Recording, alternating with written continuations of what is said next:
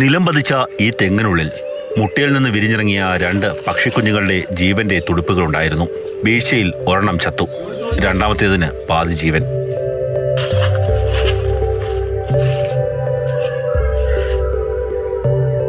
സാഹസിക നീന്തൽ താരം ഡോൾഫിൻ രതീഷ് മുട്ടയിൽ നിന്ന് വിരിയാത്ത കുഞ്ഞിനെ എടുത്തു, വീട്ടിൽ കൊണ്ടുവന്നു. കണ്ണിലെ കൃഷ്ണമണി പോലെ കാത്തു. പക്ഷെ ഇപ്പൊ പഞ്ഞിയിലോട്ട് വെച്ചപ്പോ അതിങ്ങനെ കിടക്കുന്നുണ്ട്.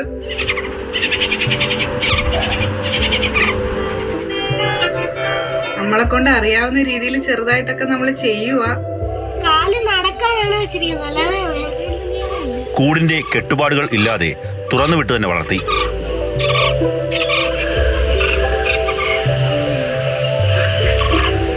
ഇത് എന്ന് നമ്മുടെ ഇവിടുന്ന് സ്വന്തം ഇഷ്ടത്തോട് പറന്നു പോകുന്നു, അന്ന് നമ്മൾ പറന്നു പോട്ടെ എന്നുള്ള രീതിയിൽ തന്നെ. കാര്യം ഒരാളെ പോലും അല്ലെങ്കിൽ നമ്മളൊരു ജീവൻ രക്ഷപ്പെടുത്തിയിട്ട് അതിനെ കൂട്ടിലിട്ട് വളർത്തുന്നതുകൊണ്ട് എനിക്ക് തോന്നുന്നില്ല അത് പ്രായോഗികമാകുന്നത്. അതുകൊണ്ട് അയാൾക്ക് എന്നാണോ പറന്നു പോകാൻ പറ്റുന്നത് അന്ന് തിരിച്ചു പോട്ടെ, പറന്നു പോട്ടെ എന്നുള്ള, സ്വതന്ത്രമായിട്ട് പറന്നു പോട്ടെ എന്നുള്ളത്. ഇതുവരെ നമ്മൾ കൂട്ടിലല്ല ഇത് ഇടുന്നത്, അല്ലാതെ നമ്മളെ വീടിനകത്ത് തന്നെയാണ് നമ്മൾ ഇതിനെ വളർത്തുന്നത്.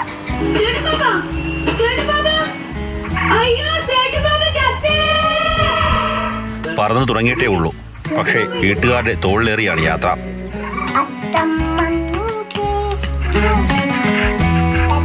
ചിന്നക്കുട്ടുറുമ്പൻ എന്ന് വിളിക്കുന്ന ചെറുപക്ഷിയാണിത്. എന്ന് പൂർണ്ണമായും പറക്കാൻ സാധിക്കുന്നുവോ അന്ന് ഈ ചിന്നൻ പറന്നു പോകും.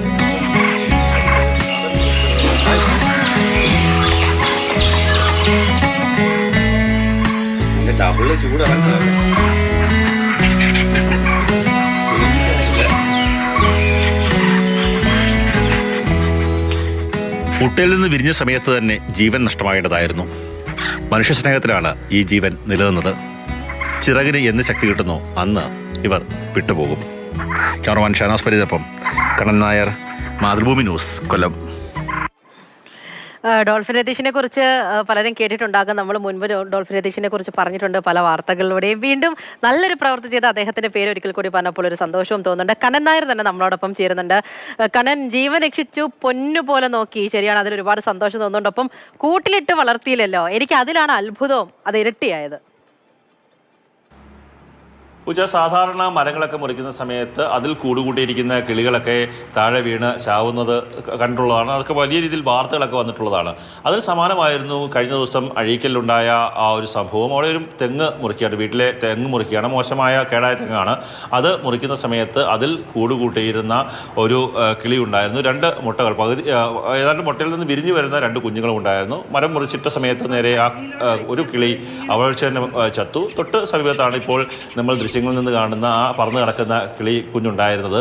ആ കുഞ്ഞിനെ എടുത്തുകൊണ്ട് ഡോൾഫിൻ രതീഷ് സ്വന്തം വീട്ടിലേക്ക് പോവുകയാണ്. അവിടെ എത്തി ഒരു സ്വന്തം കുഞ്ഞിനെ നോക്കുന്നതിന് സമാനമായ രീതിയിൽ, ഒരു പിറന്നു വീണ കുഞ്ഞിനെ എങ്ങനെയാണോ നോക്കുന്നത് അതിന് സമാനമായ രീതിയിൽ ആ കിളിയെ വളർത്തി. അതിനുശേഷം ഇത് വളർത്താൻ പറ്റുന്ന കിളിയാണോ അല്ലാത്ത കിളിയാണോ എന്നൊന്നും ഓർത്തില്ല, അല്ലെങ്കിൽ അങ്ങനെയുള്ള കാര്യങ്ങളൊന്നും പരിശോധിച്ചില്ല എന്നുള്ളതാണ് വാസ്തവം. കാര്യം എങ്ങനെയെങ്കിലും ആ ഒരു കിളിയുടെ ജീവൻ രക്ഷിക്കുക എന്നുള്ള ഒരു നല്ല മനസ്സോടുകൂടിയുള്ള ഒരു പ്രവൃത്തിയാണ് ഡോൾഫിൻ രതീഷ് ചെയ്തത്. പക്ഷേ ഒരു ഏറ്റവും സന്തോഷകരമായ കാര്യം, ഒരു ദിവസം പോലും ആ കിളിയെ കൂട്ടിലിട്ട് വളർത്തിയിട്ടില്ല എന്നുള്ളതാണ്.